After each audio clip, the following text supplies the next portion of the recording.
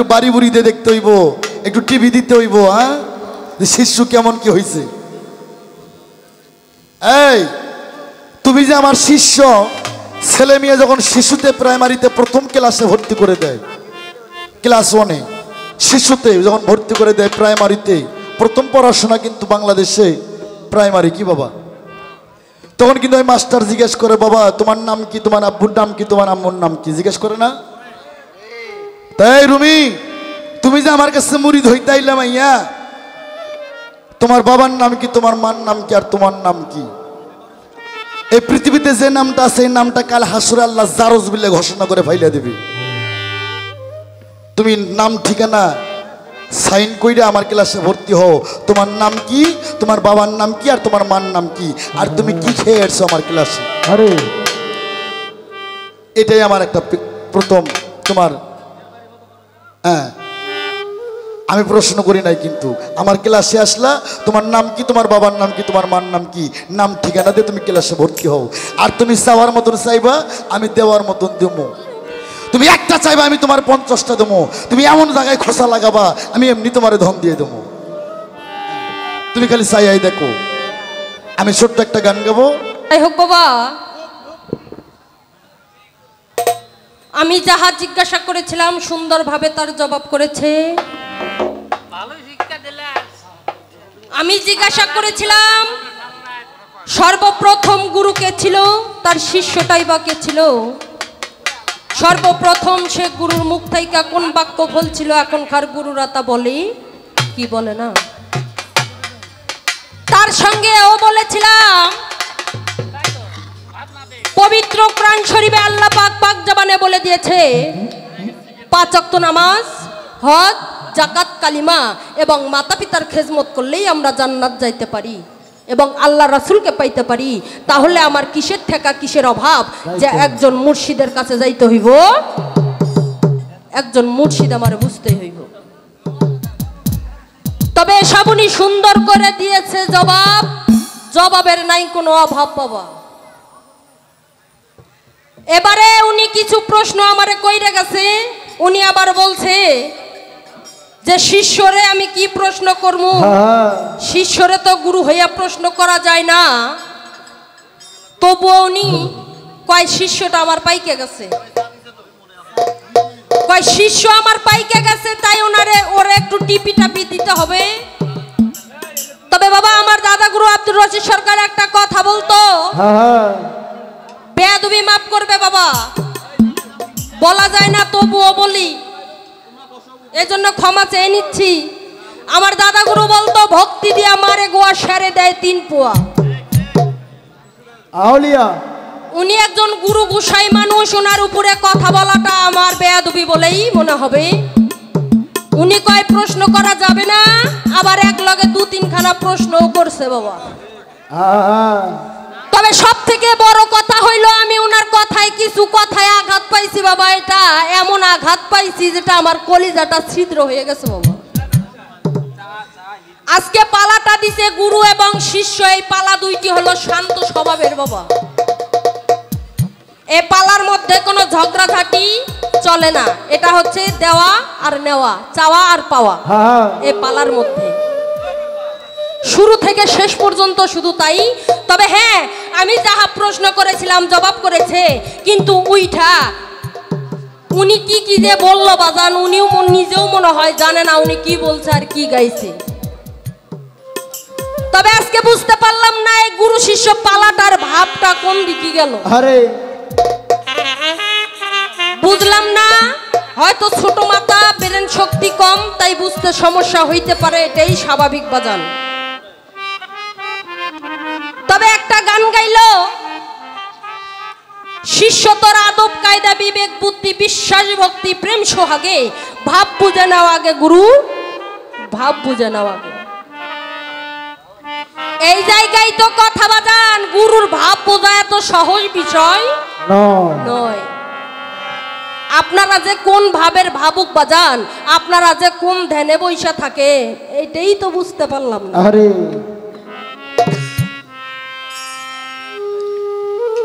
উনি প্রশ্নের জবাব কইরা আমারে কিছু গালিগালাজ দিল বাবা, শুনেন নাই? বাপের গালি হচ্ছে শালি। এই শালি থেকে শুরু কইরা আমার বাপ পর্যন্ত গেছে। হ্যাঁ তাও কিছু কই না। কয় তরাইব কেডা তোর বাপ? তবে সরকার আপনারা একটা কথা কই, পালা গুরু শিষ্য সেইভাবে কথা বলবেন যেটা পালার ক্ষেত্রে না বললেই নয়।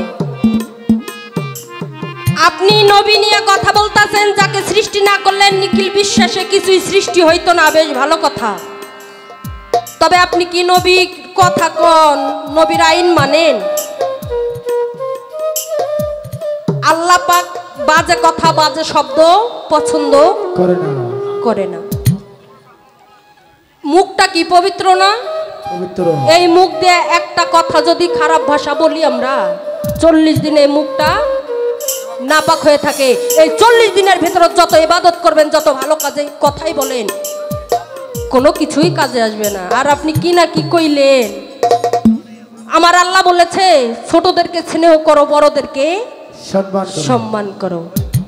কিন্তু এই জায়গায় তো দোষ, কয় কিছু কিছু লোক আছে খালি হারাম হারাম কয়। কই হইতো খাসলত যে ভালো নয়, খাসলত ঠিক সব ঠিক, আমি নিজে ঠিক সব ঠিক। যদি খাসলত ভালো হয় আমার জন্য সবকিছুই ভালো, আমার খাসলত যদি ঠিক না হয় আমার জন্য সারা পৃথিবীটাই অঠিক।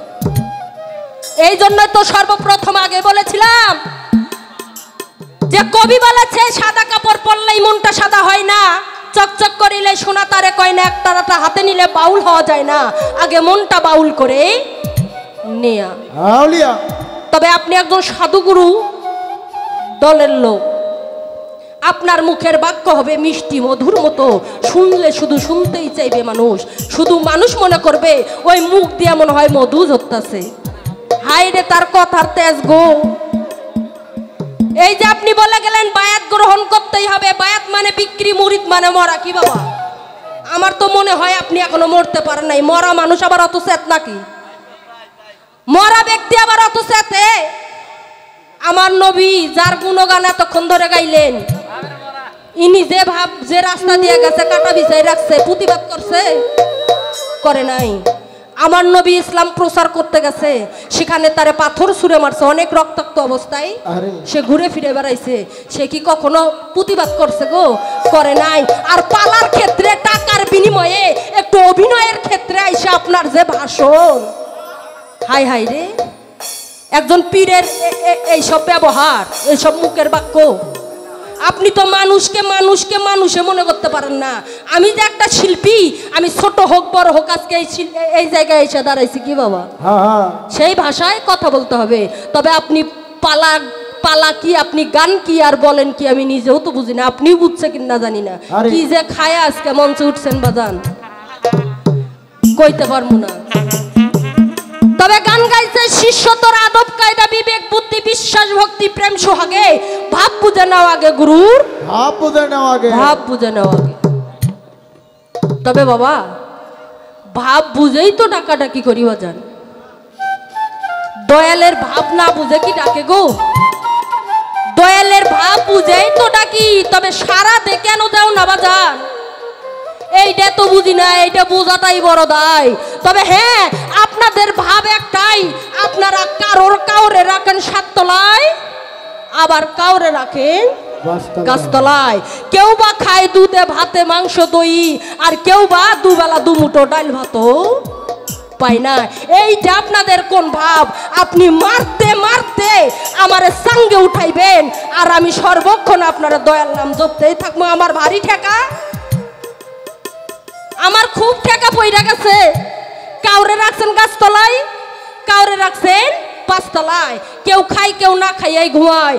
আবার এত কিছু পড়ার পরেও আমার দয়াল নাম ডাকতে হইব, আমার খুব ঠেকা না? যদি সেটাই হয় তাহলে আপনারা গুরু যারা আছেন, শুধু আপনাকেই বলবো না, যারা গুরু আছেন তাদেরকে সকলকে, যারা পৃথিবীতে শিষ্যরা যারা আছে সকলের সাথে ভাবে ভাব মিলিয়ে চলতে হবে। কেননা পৃথিবীতে যত গুরুই থাকুক না কেন, কোন গুরুর ক্ষমতা নাই একটা শিষ্যরে এপার হইতেও পারে নিয়ে যাইতে পারে। পারবো? কোন গুরু আছে জগতে যে একটা শিষ্যরে এপার হইতেও পারে নিয়ে যাইব? পারবো না। একটা শিষ্যই কেবলমাত্র পারে একটা গুরুকে এপার হইতেও পারে নিয়ে যাইতে। তাই বাজান আমি আপনারে বলবো, এজন্যেই একটু শিষ্যের সাথে ভাবে ভাব মিশাইয়া মনে মন মিশাইয়া চলাফেরা করেন, কথাবার্তা বলেন, আপনার জন্য মঙ্গল, একটা শিষ্যর জন্য মঙ্গল। এই যে বললেন গেলে গুরু শিষ্যের বাড়ি, মিলন হইলে স্বামী স্ত্রী, শুকাবে তোর দেহ তরি, ধরবে নানান রোগে রোগে।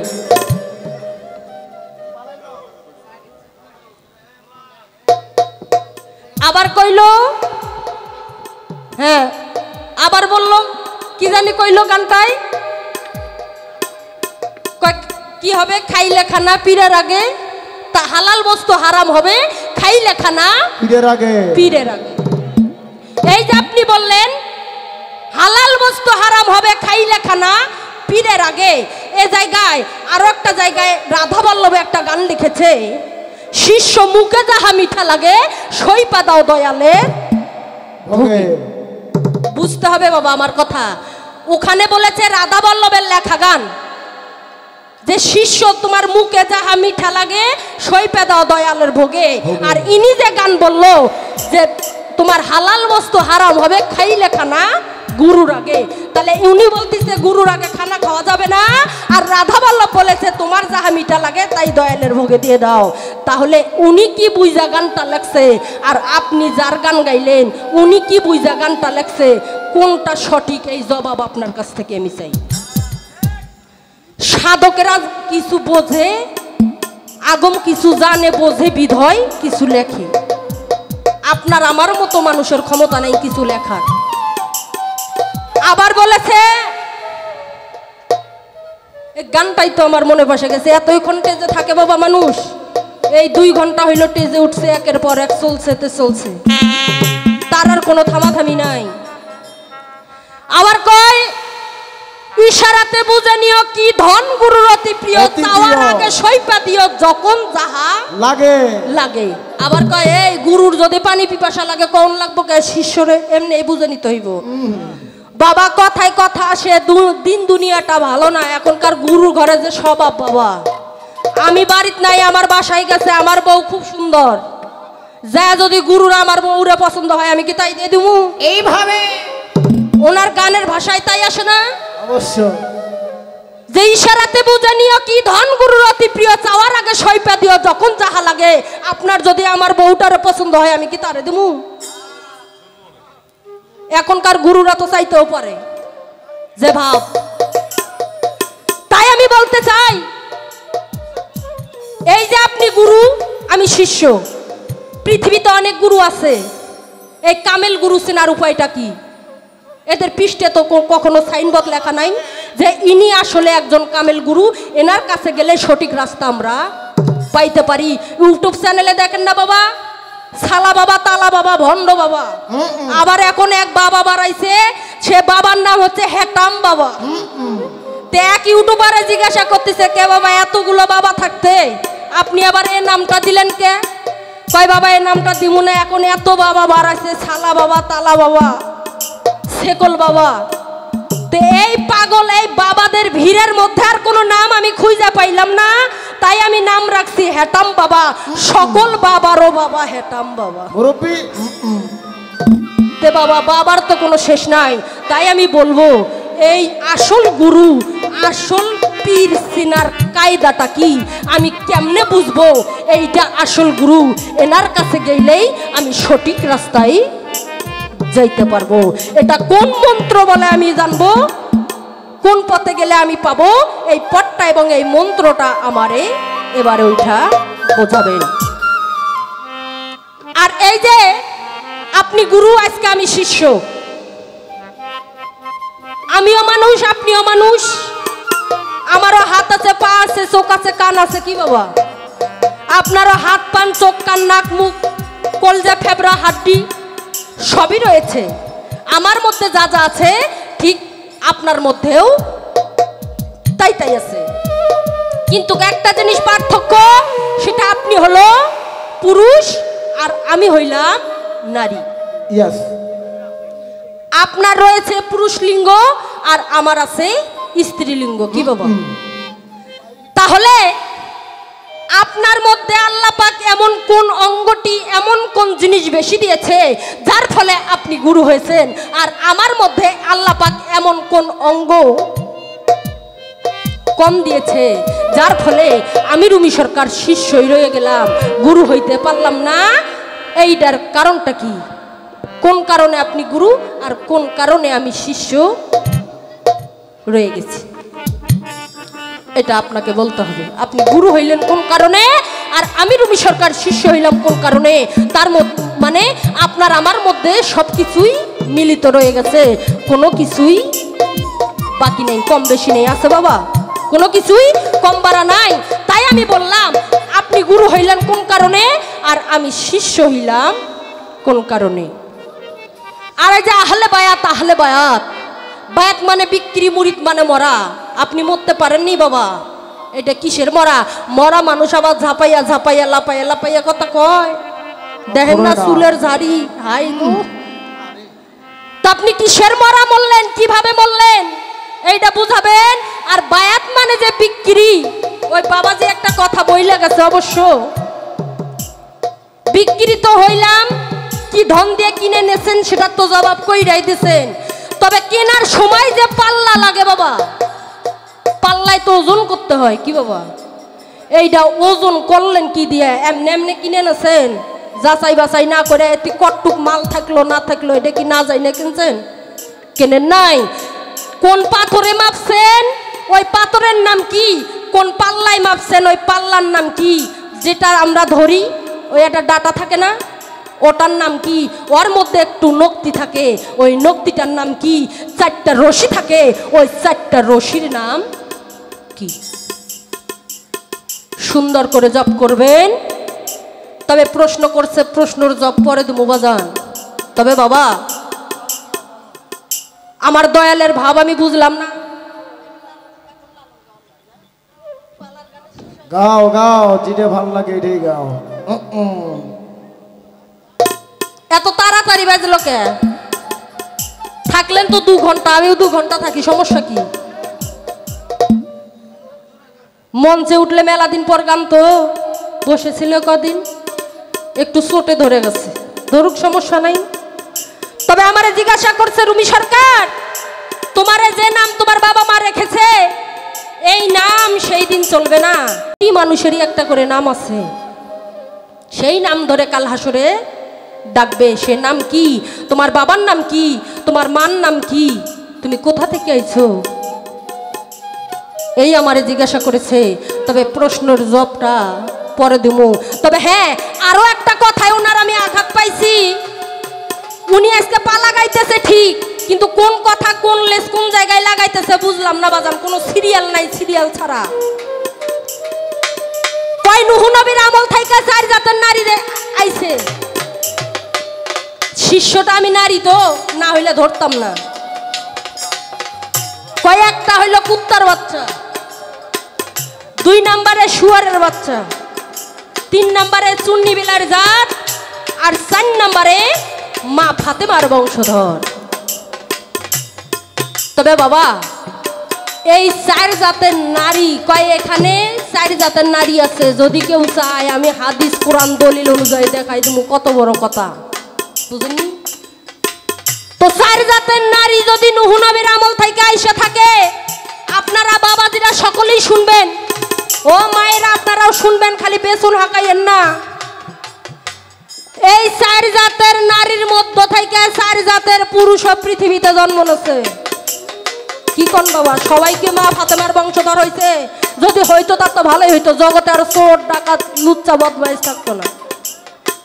তাই সরকার একটা কথা বলি, আপনি সহ এই মঞ্চের মধ্যে যতগুলো পুরুষ আছে আমি কোরআন হাদিস দলিল দিয়ে দেখাই দিতে পারবো আপনি সহ কোন কোন দলের মধ্যে পড়ছেন, এটাও আমি বুঝাই দিতে পারবো যদি কেউ চায়। তাই ওগুলা বড়াই কইরেন না, ওগুলা কথা কইেন না। সব কিছুই আল্লাহ সমান সমান বানাইছে, বানাই নাই? খালি কি নারী মধ্যে খারাপ দিছে? তবে হ্যাঁ, একটা কথা ভালো, আজকে যে উনি কিছু কথা কইল তবে উনি কইতাছে যে আমার এমন হয় আজকে থেকে পীরের গান গাওয়ার জন্য ডাকবো না। উনি গুরু শিষ্য পাল্লা আরো গায় বাবা, এভাবে গায় না। আজকে আমারে কিছু সহজ কইরা দিছে, কয় পীরেরা যে কি, উনি একটা পীর তো, ওনার চেয়ে ভালো আর কেউ বুঝবো না। তবে ও মায়েরা, উনি একটা কথা বইলে গেছে, তত্ত্ব না যাই না মত্ত হয়ে না মা, তত্ত্ব না যাই না মত্ত হওয়া যাবে না। পীর ধরো ভালো, গুরু ভোজন করো ভালো, সেবা করো ভালো। তবে একটা কথা, যদি যার যার খাসলত হয় ভালো, তার জন্য শরীয়ত ভালো, মারফত ভালো, হকিকত ভালো, তরিকত ভালো, তার জন্য পুরো পৃথিবীটাই ভালো। যদি যার যার খাসলত হয় ভালো, আর আমার খাসলত যদি ভালো না হয়, আমি যেখানে যাব সেখানেই আমার জন্য খারাপই ঘটবে, ভালো কিছু ঘটবে না। তাই দয়াল যে কি জিনিস গো, বাজান দেখি ধন, আমার দয়াল যে কি ধন। এই দয়াল যার আছে সে বুঝবো, যার নাই সে বুঝবো না। তাই এটা ধরতেই হইব মা, কোনো উপায় নাই। আর যোগল ছাড়া কোনোদিন সাধন হবে না। একটা কথা আপনাকে বলে যায়, যদি কোনো নারী স্বামীর মনে কষ্ট দিয়া যদি পীর ধরতে যায়, যতই পাটে পীরের কোনো লাভ হবে না। দুজন মিলেই পীরের সেবা করতে হবে, দুজন মিলেই পীরের দরবারে যাইতে হবে। আর পীর যা নির্দেশ দেয় সব কিছু বাসায় এসে দুজন মিলেই করতে হবে, বাহিরে কোনো কিছু হবে না। হ্যালো হ্যালো, তাই বাংলায় বললাম, যোগল ছাড়া কোনো সাধন হবে না। যোগল ঠিক, সব ঠিক। হ্যালো হ্যালো, সব কিন্তু দাবে গেছে না। তাই আমার পালার একটা গান, গুরু আসলে কি জিনিস, গুরু কি ধন। আমার গুরু আছে বাবা, আমি বুঝি। তবে একটাই দুঃখ আমার থাইকে গেল, গুরুর কাছে থাইকাও গুরুর সঙ্গে চইলাও, গুরুর ভাব আজকে বুঝতে পারলাম।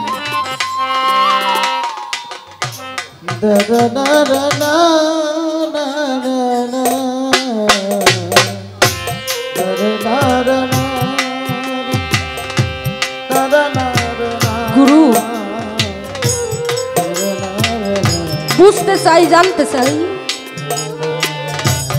কিন্তু যদি কখনো ধরাই না দেয়,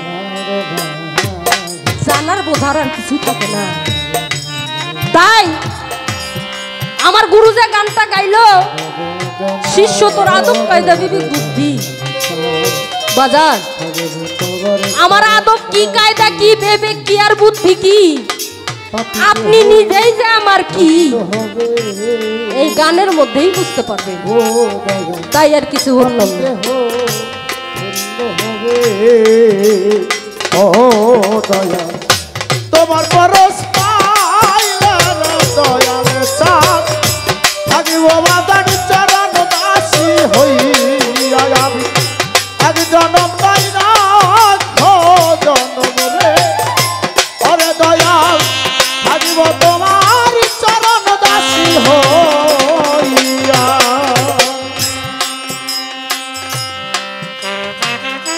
কেমন জানি হইয়া গেলাম রে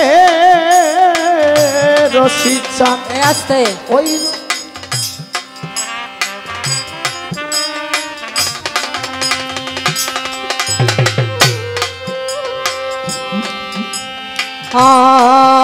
যাবা বান্ধবকে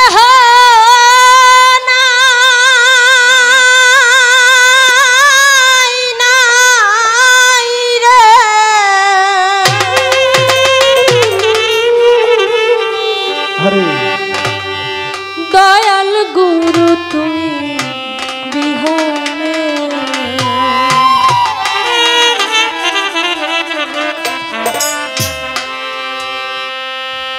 ডুবা ডুবা তারি কেমন ধরি পারি, ডুবা ডুবা তারি কেমন ধরি পারি, হাইলের বৈঠা খাইল রে গুনে,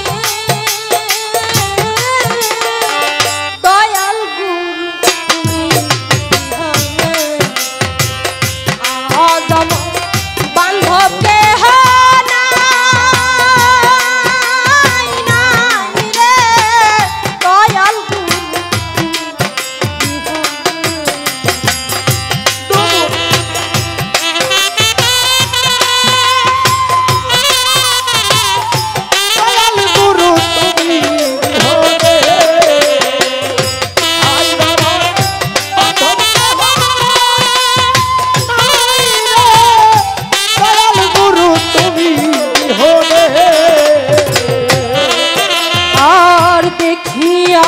নদীর জোয়ার সকলে হইল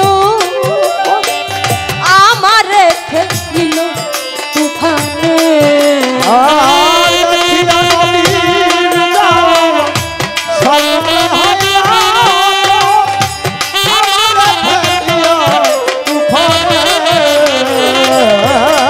আর দেখিয়া নদীর জোয়ার সকলে হইল আমার রেখে দিল তুফানে। কোথায় আছো দয়াল তাকে তোমার কাঙ্গা, কোথায় আছো দয়াল তাকে তোমার কাঙ্গা, কোথায় আছো দয়াল তাকে তোমার কাঙ্গা, তোরাইয়া না মোর নিদানে। দয়াল গুরু তুমি বিহানে আজ আমার বান্ধবকে নাই নাই রে। দয়াল গুরু তুমি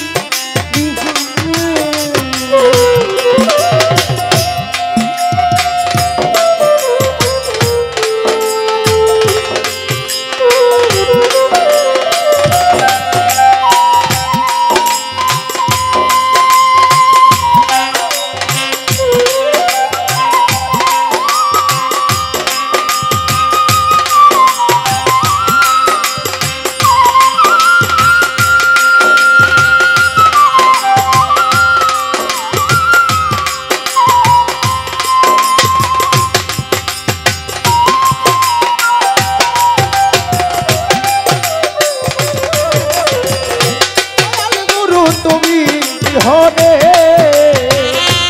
আয় বাবা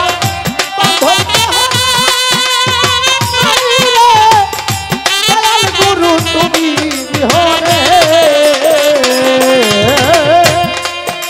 আর ডাকিতে ডাকিতে আমার হয় যদি তোমার দুঃখ রাখবে না জীবনে।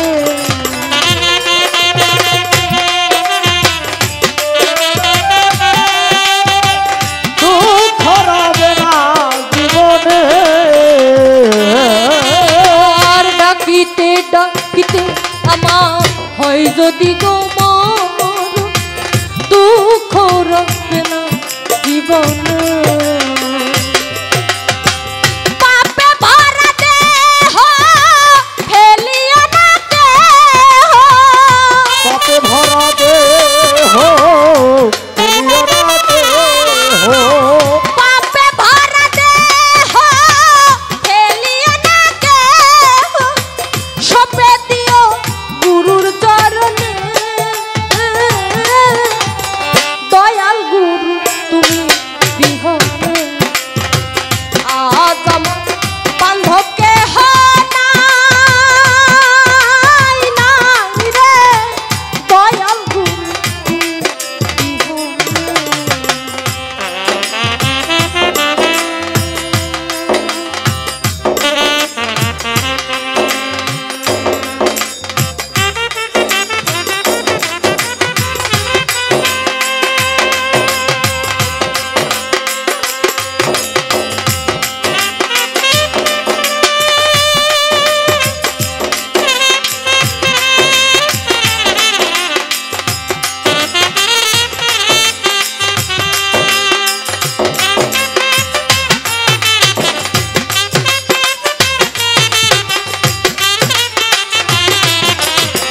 দয়াল গুরু তুমি বিহনে আয় বাবা বান্ধবকে হনা। দয়াল গুরু তুমি বিহনে। আর ওই চরণে ছোঁয়া অমৃত সুধ কলঙ্ক মুছিবে জীবনে। ওই চরণের ছোঁয়া অমৃত সুধ কলঙ্ক মুছিবে জীবনে। আর ওই চরণের ছোঁয়া অমৃত সুধ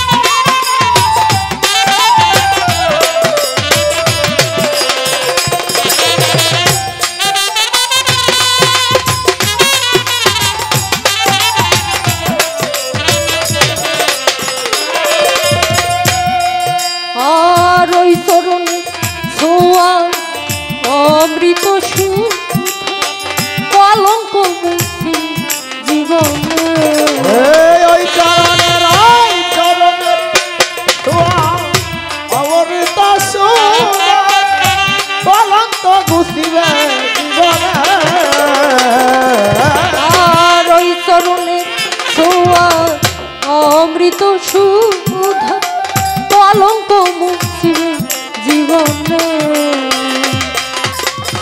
দৌলতির সরকার আনোয়ার চান হইলে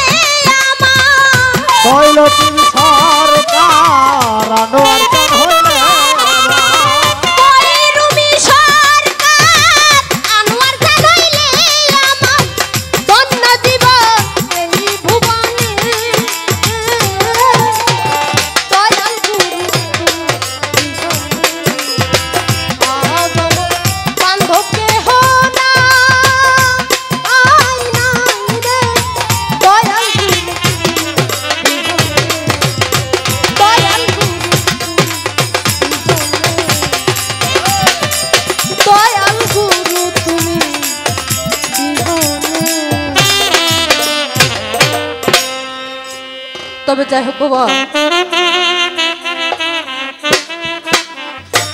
উনি আমাকে কিছু প্রশ্ন করে গেছে, জব আমি করব। তবে বাজান,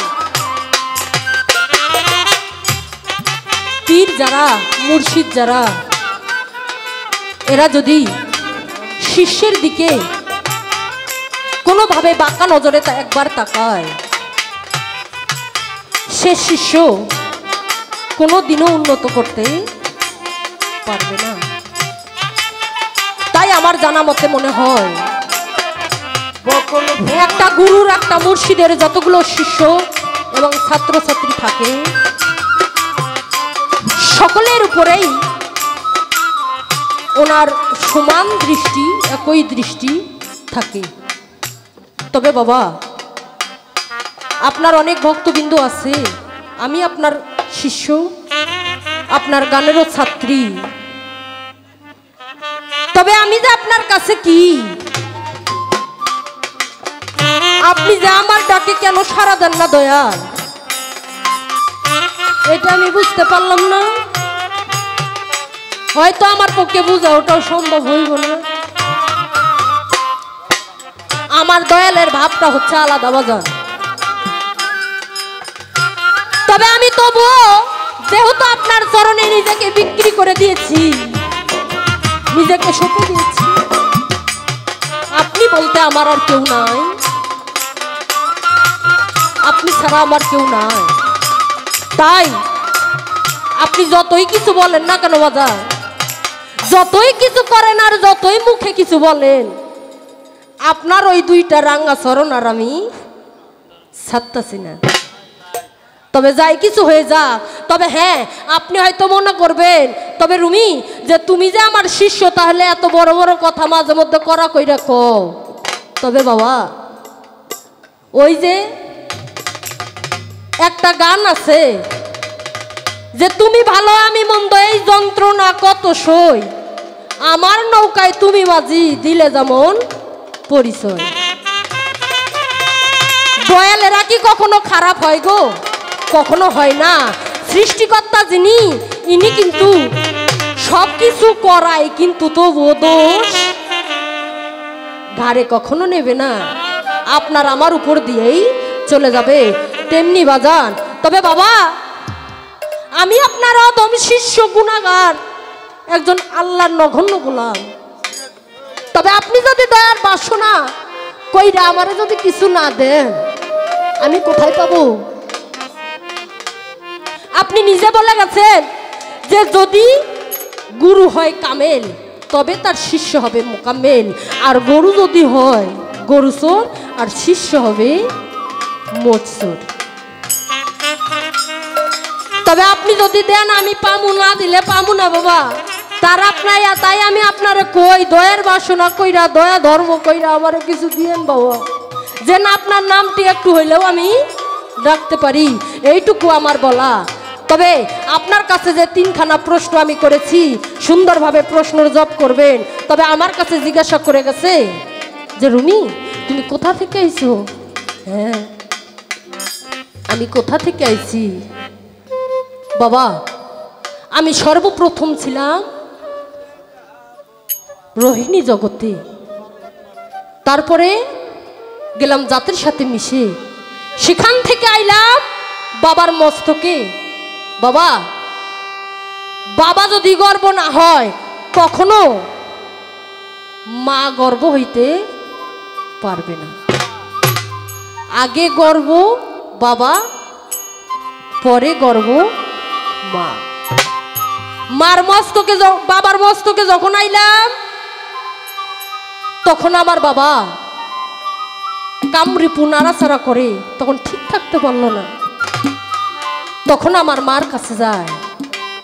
তাই আমার বাবার নাম হয়েছে কামাল আর আমার মার নাম হচ্ছে সামাল। আমার বাবা কাম কইরা গেছে, আমার মা তার সবকিছু নীরবে সামাল দিয়ে গেছে। তাই আমার বাবার নাম হয় কামাল আর মার নাম হয় সামাল।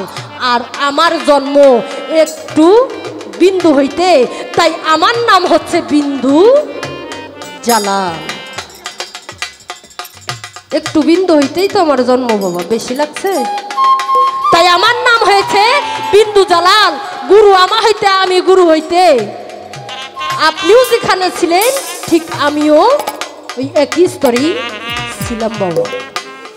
কিন্তু এখানে এসে হয়তো ভাগাভাগি আমরা হয়ে গেছি। তাই আপনার প্রশ্নের জবাব ছোট্ট কইরা হইলেও আমি মীমাংসা করলাম। তবে বাবা, বাংলাদেশে অনেক শিল্পীরাই গান গায়, গান শোনেও। তবে আমি বিশেষ করে যেটুকু গাই বা না গাই বাবা, গান শুনলে আমার দাদা গুরু আব্দুর রশিদ সরকারের গান ছাড়া কারো গান শুনি না বাবা। আমার যে দয়াল আছে ওনার সঙ্গে সবসময় থাকি, তো ওনার গান একটু কমে শুনি। আমার দাদা গুরু আব্দুর রশিদ সরকারের গান আমি শুনি, তবে ওনারই গান একটা আমি গাবো, গায়ে তারপর বসবো, দেখি আমার দয়াল কোন দিকে চলে যায়, সেদিকে যাওয়ার চেষ্টা করব।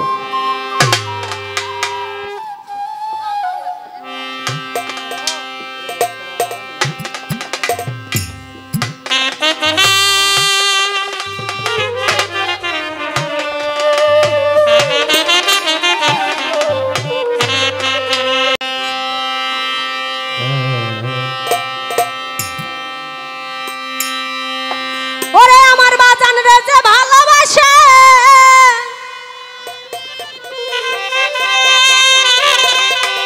ওরে দোষ থাকে না আগে পিছে,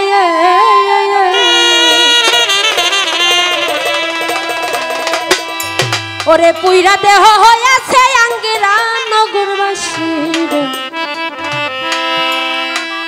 যে পুইরাছে দয়াল প্রেমের ফুল।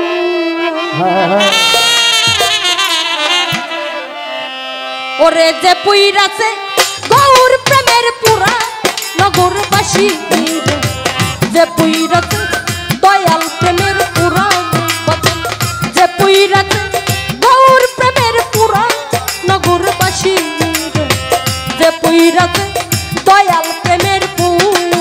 ওরে যে পুইরাছে দয়াল প্রেমের পুরা নগরবাসী, যে পুইরাছে দয়াল প্রেমের পুরা, ওরে যে পুইরাছে প্রেমের পুরা নগরবাসী, যে পুইরাছে দয়াল প্রেমের পুরা। গৌর প্রেমের এমনে ধারা প্রাণ থাকিতে মরা, জ্ঞান থাকে না হয় যে দিশাহারা। আমার বাজান রে জ্ঞান থাকে,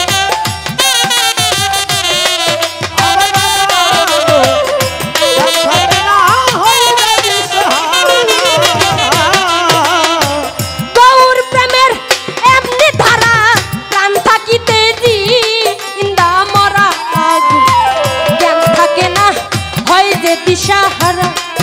আমার বাজান রে জ্ঞান থাকে না হয় যে দিশাহারা। ভালো মন্দ সবই সমান, আনন্দে গায় প্রাণ বন্ধুর গান।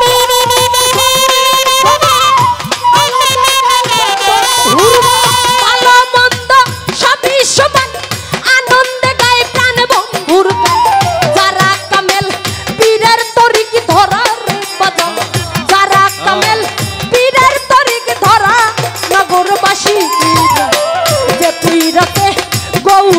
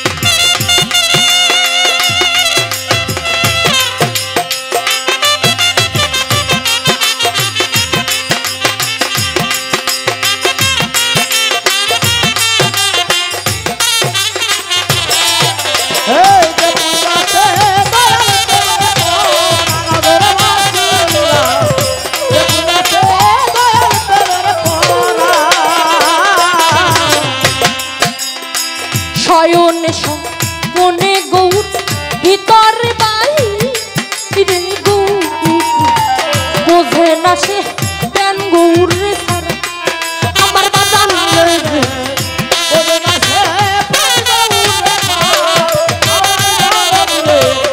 ওরে বাসে প্রাণ গৌরে ছায়া শয়নে সপনে গৌ ভিতর বাড়ি রে গৌরে বোঝে না সে প্রাণ গৌরে ছাড়া আমার বাজান রে বোঝে না সে প্রাণ গৌরে ছাড়া মাথায় নিয়া দুঃখের বোঝা করতাছে গৌরঙ্গ পূজা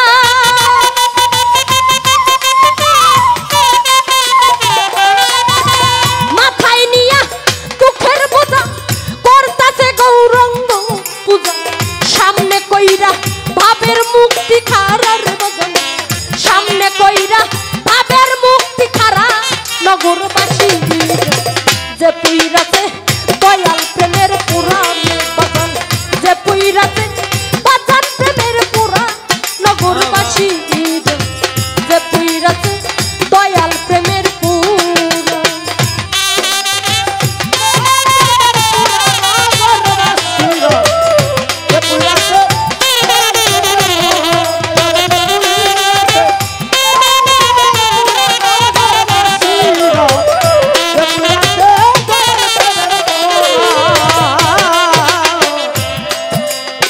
সদাই থাকে প্রেম আনন্দে যায় আসে না বা আলো বন্ধু রশি সরকার সেই ভাবেরই মরে আমার দরদে রশি সরকার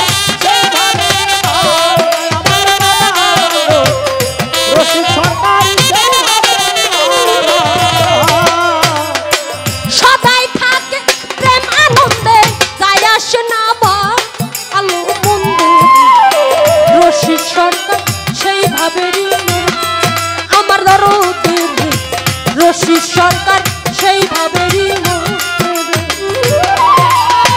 ভাবের উপর ভাব দেখাবে হঠাৎ একদিন চইলা রে যাবে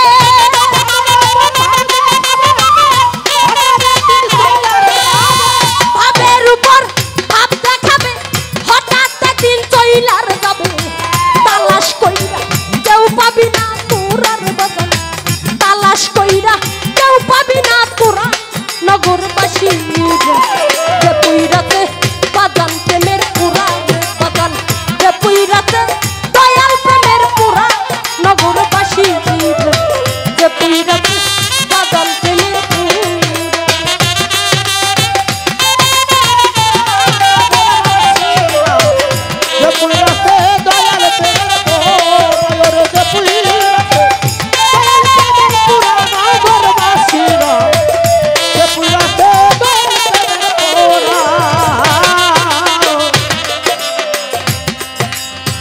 সদাই থাকে প্রেম আনন্দে যায় আসে না ভাই আলো বন্ধু রশি সরকার সেই ভাবেরই মরে আমার দরদে রশি সরকার সেই ভাবেরই